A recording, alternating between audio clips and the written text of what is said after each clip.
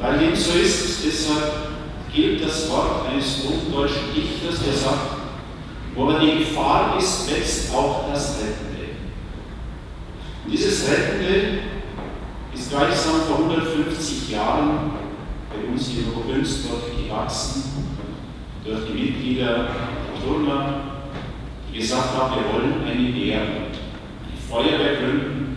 Wir wollen sozusagen, wie es bei euch dann so schön unten beim neuen Gerätehaus geheißen hat, retten, löschen, ärgern, schützen, wo man auch spürt, wie sich dann dieser ganze Einsatzbereich geweitet hat, wie es mittlerweile ein größerer Auftrag ist, als vielleicht noch vor Jahren. In eurer Mühsal, in eurer Belastetheit, trockene Geladenheit, bei mir werdet ihr Kraft finden für euer Leben. Ich möchte schließen mit der Bitte um das Feuer, das wirklich keine negativen Begleiterscheinungen hat. Das Feuer, das damals am Pfingsttag auf die Jünger herabkam, nämlich den Heiligen Geist. Der Heilige Geist, der immer ein Geist des Dienens, der Freude und des Friedens ist. Damit ihr in euren Lehren auch immer diesen inneren Frieden habt. Dass in eurer Kameradschaft auch immer diese Freude vorhanden ist. Und vor allem, dass ihr das Rettende nie aus euren Augen und auch aus euren Herzen verliert.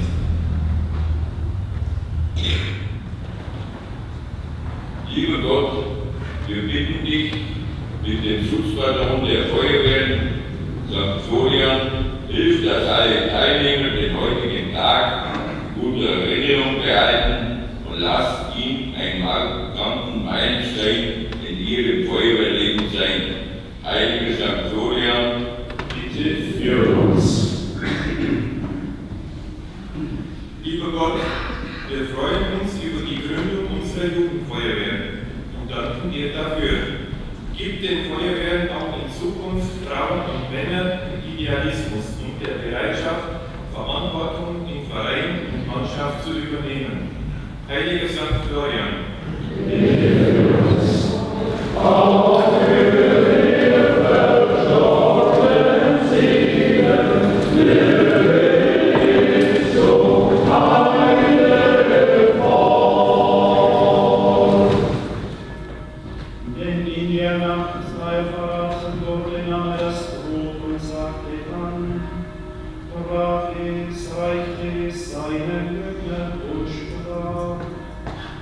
nehmet und esset alle davon.